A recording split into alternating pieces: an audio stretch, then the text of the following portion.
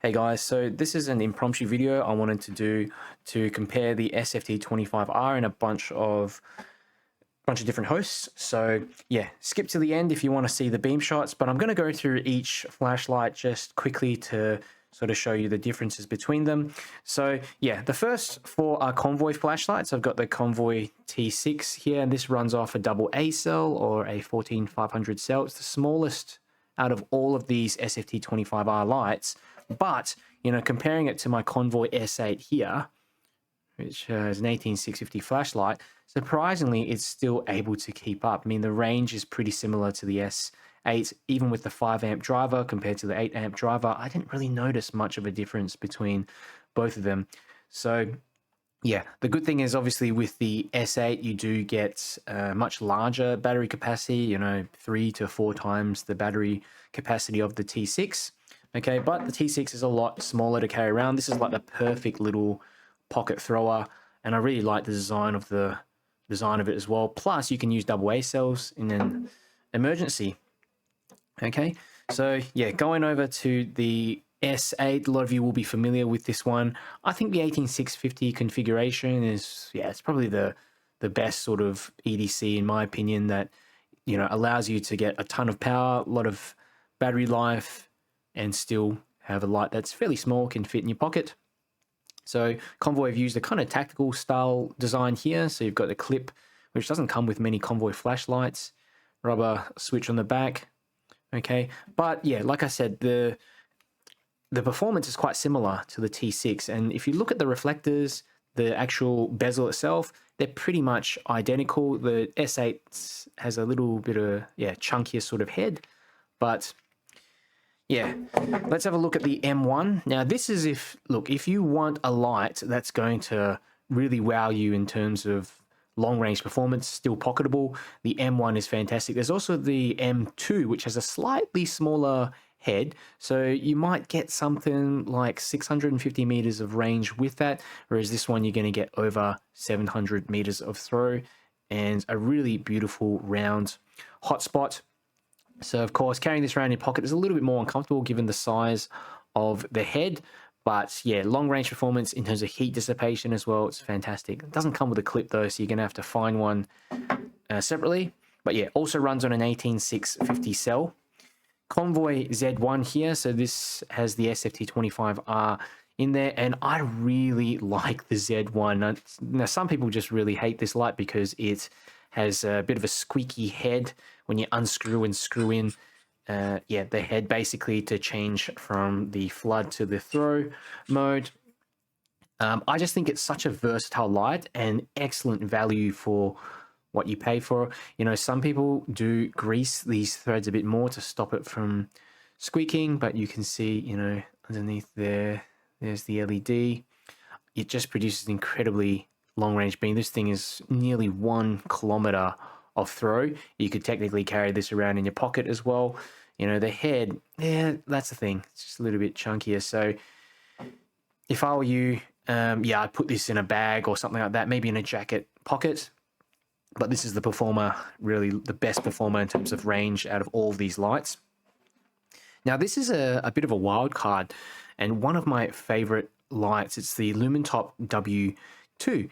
And Lumintop have this interesting strategy of mixing this sort of flood and throw. So you've got these cob LEDs here on the top. So you can go into this sort of red cob mode. You can go into normal white cob mode. So these are very sort of floody modes. And you can double press to get this incredibly long range beam. It's quite similar to the Convoy Z1, okay, but it's just the beam is a lot wider. And yeah, the reason why the Z1 outperforms is that the aspheric lens is just larger, I mean, compared to the one in the W2. So you're looking at a larger bezel size in general. So yeah, the W2 also comes with onboard charging. So it's got an onboard charging area here. It has reverse charging as well, so you can use it as a power bank. And it's also got this incredible battery, the 26800 cell battery, 6200 milliamp hour cell. So yeah, that thing is going to really be great if you need extended run times. Now, the only thing that bugs me with this light is the switch. Okay, it's got a rubber switch. Plus, we can't actually alter the spot beam here to make it brighter, not brighter, but like less bright. It's only just one mode. So it would have been nice if Lumintop had added in some other brightness settings in there. But overall, in terms of the features and the whole package they put together, it just does everything. It's an amazing. Okay, so I've got this spreadsheet here that I use to store all the measurements from previous tests, and I want to go through all the SFT-25R flashlights that I've tested. So that's the S8, 472 meters of throw on the highest mode, 100%.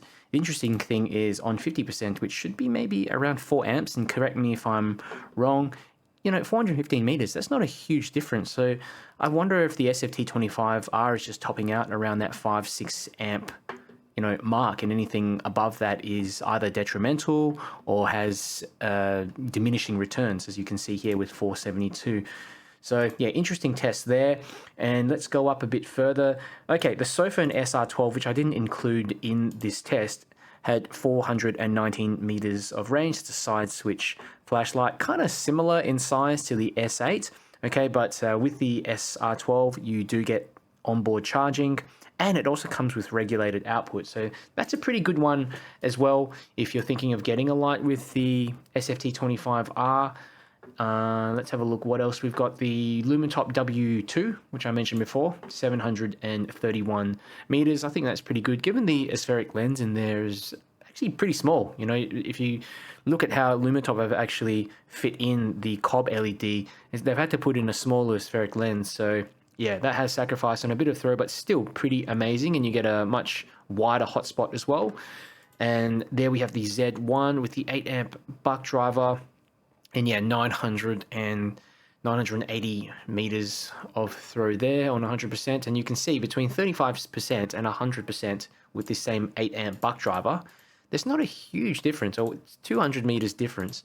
But yeah, if I had put that on the 50% mode, I reckon I'd probably get maybe 900-ish meters. So yeah, whether there's a point of actually running these LEDs at 8 amps, it'd be interesting to see what other people think as well. Here's the Convoy M1 SFT-25R, 716 meters. Geez, 100% mode again with that buck driver. And yeah, that same 8 amp buck driver. And if we compare that to the Lumintop W2, 731 meters, that is pretty impressive. I mean, considering the bezel size is so much smaller than the W2. Of course, you're not going to have all those other fancy modes in there or onboard charging. And here we got the Convoy T6. This is the interesting test here. So the T6, the SFT-25R, 477 meters. Now, if we go all the way down to the Convoy S8 that I tested, 472 meters. So pretty much similar, if not pretty much like the same results if you look at them both. And, that's running on a 5 amp driver with the T6. So, yeah, again, guys, you think it's worthwhile having the 8 amp driver or not? It doesn't seem like it from my tests. I don't know whether I could have a dud driver or a dud LED or something like that, but it really just seems that case. Let's go into the beam shots. You'll be able to see how these all perform side by side. All right, bunch of flashlights with the SFT-25. On the left, I've got the Convoy T6 with the SFT-25. That's on 100%, 5 amps. In the center here, I've got the Convoy S8, 8 amps. And on the right, I've got the Convoy M1, also at 8 amps. So you can see on the left, surprisingly, there's not a huge difference between the 5 amp, the 5 amp T6 and the 8 amp S8. There's obviously, you can see here on the right with the M1, there's an enormous difference. I mean, that just throws a mile. But I'm actually surprised. I'm looking at the the T6. If we just put away the M1 for a second, and let's look at the T6 to the left and the S8 to the right, it's almost can't tell the difference between the two. If anything, the T6 might be even a little bit brighter. let's turn them both off and on again, and let's double check. So yeah, on the left I've got the T6, and on the right the S8. T6, S8, and they're pretty similar. And that's surprising, given that, you know, they've got a 5 amp driver in the T6 and an 8 amp buck driver in the S8. I was definitely expecting it, you know, maybe a bit more performance from the S8. But let's hang around for a little bit and see how these continue to operate. See if there's any difference just by waiting around a bit.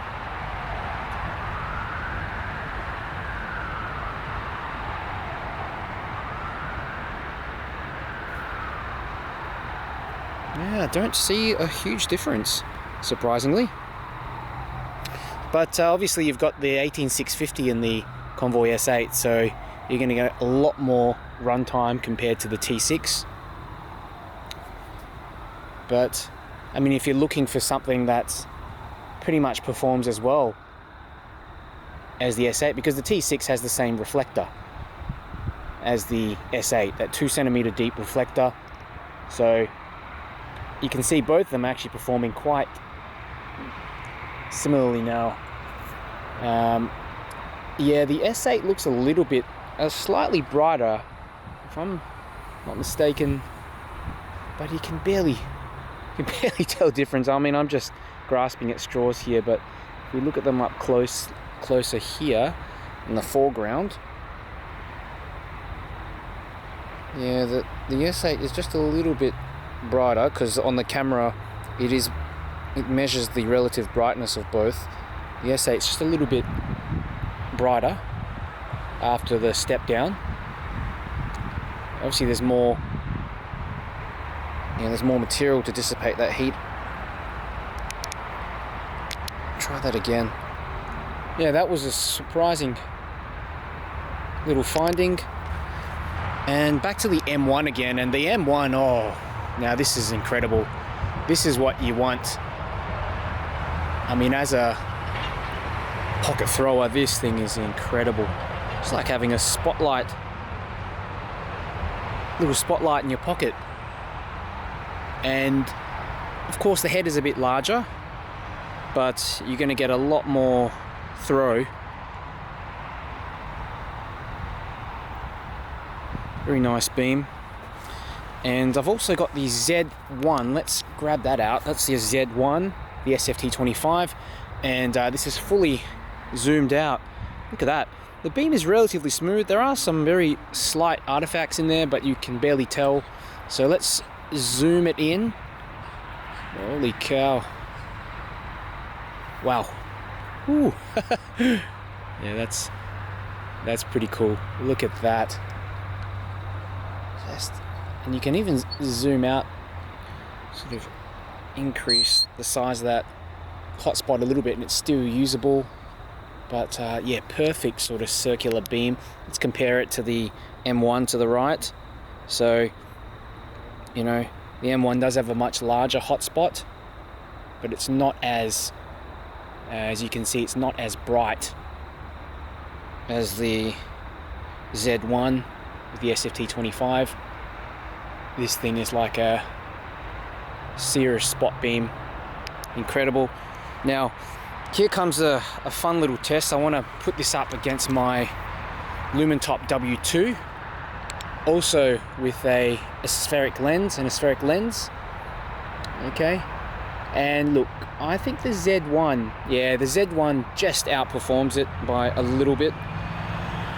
Okay, because the spheric lens on the Z1 is just larger. You can focus that beam more, you know, a bit more, rather than, yeah, the W2, it's just a, you know, it's just a set beam. But the cool thing with the W2 is I can do this thing and click 4 times, and I've got flood plus throw at the same time.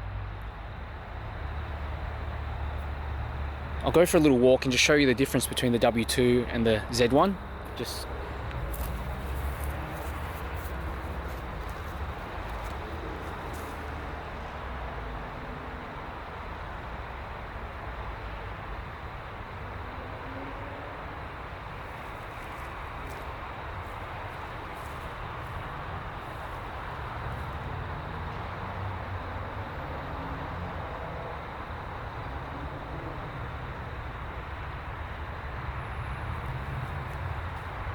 Convoy Z1, starting with the zoomed out mode.